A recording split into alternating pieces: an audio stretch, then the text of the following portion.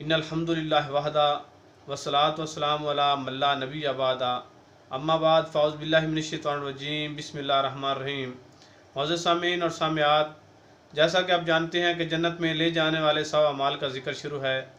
आज इस सिलसिले का 44वां अमल आपके सामने रखेंगे। मेरी अल्लाह से दुआ है अल्लाह मुझे हक़ सच बयान करने और फिर हम सब को इसके ऊपर अमल पैरा होने की तौफ़ीक़ अता फ़रमाए।